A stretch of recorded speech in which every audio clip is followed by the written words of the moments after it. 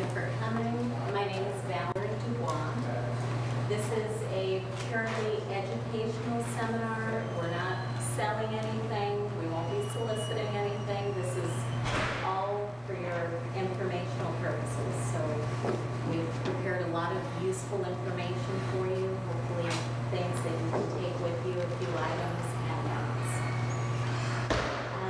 We'll be covering banking, budgeting, credit reports, investments, and home buying.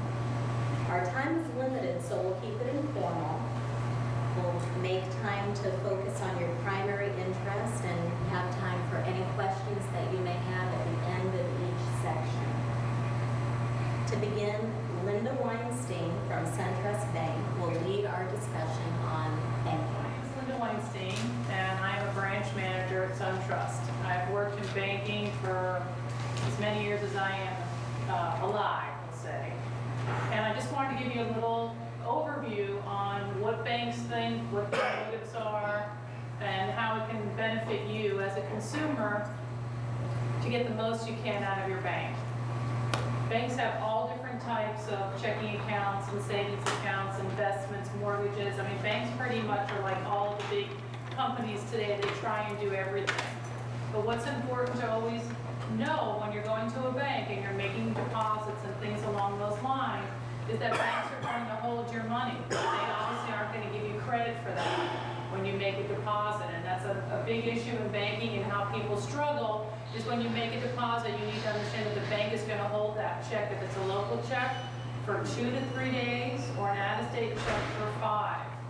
So if you're going to go ahead and deposit a check that you get that's not a payroll check into your account and write checks against it, you're going to have what's called non-sufficient funds, something that banks love because they charge you $32, $33, $34 for that for every time you have that. So it's important when you're making your deposits that you ask the teller, when is my funds going to be available, or how quickly are they going to be available, so that you don't have that happen. It can add up, and banks are not very lenient on giving you back that money. So that is my best tip, is to always make sure that your funds are available, because it will help keep you on track to good financial ways. And I've been working as a credit counselor with Delray Credit Counseling for a year and some months now. Previous to that, I worked with Fleet, which is now Bank of America. And for a short time, I worked as a debt collector. I'm very excited about our conversation about budgeting today. And it's not so much the conversation about budgeting that excites me, but what it offers to our lives when we practice it every day. We have available to us stressless financial living. We can be financially well. We can be wealthy. And you decide what that is for you. We can be wealthy simply by choosing to be so. First, I'd like to get an idea of where we are at as a group and as a community. By show of hands, how many of us has enough money?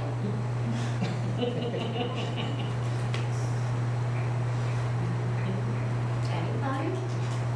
I hear crickets. Okay. And that goes for me too. And it makes sense that it depends on our definition of the word enough to determine whether or not we have it. So what does enough mean to you? What does the word enough mean to you? What comes to mind when you think of enough? Anyone? You need to pay all your bills. Pay all your bills? Good. And have some left. And have some left. Pay all bills and have some left. Any other ideas? Sustain our lifestyle, maintain our lifestyle. Maintain your lifestyle?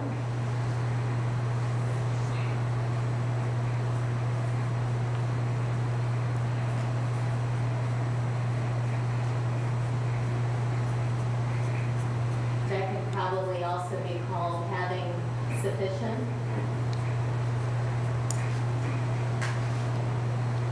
I think we can all agree on those.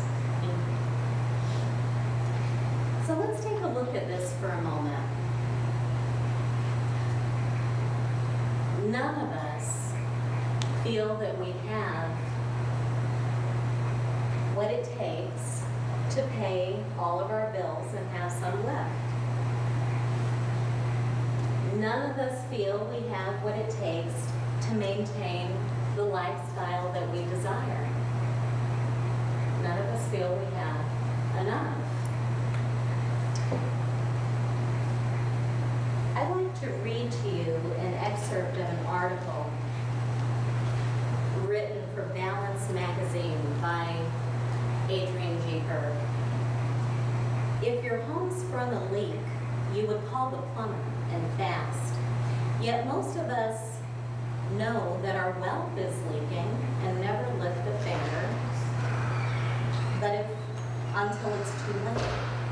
Sure, it may be a slow leak, but if we calculated the eventual damage, we would be overwhelmed by the amount. It does catch up, though, around about retirement time, when we look back at all we wasted and what our future could have been if we had only paid attention. Most of us believe that we would be better off financially if we earned double our salary. It certainly sounds logical. Earn more, have more wealth, right? Wrong. Say you decide you need to raise the temperature in your home, or maybe lower it. Okay, and so you turn up the thermostat. That should do it. But what if you simultaneously opened up all the windows? Not only would the room get hotter, it might get downright cold. The same happens with our money. How often have you heard someone, perhaps yourself, say that they had more money when they were earning less than they have now?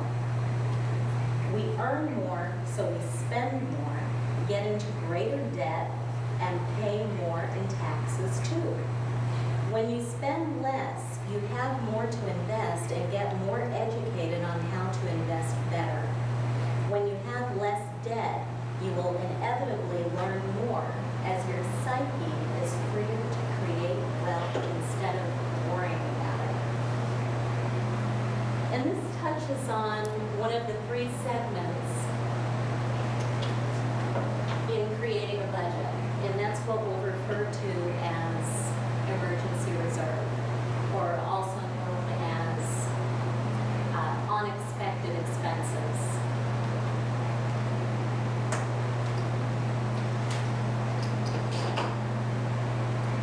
There are 2 other segments or categories, and those are monthly expenses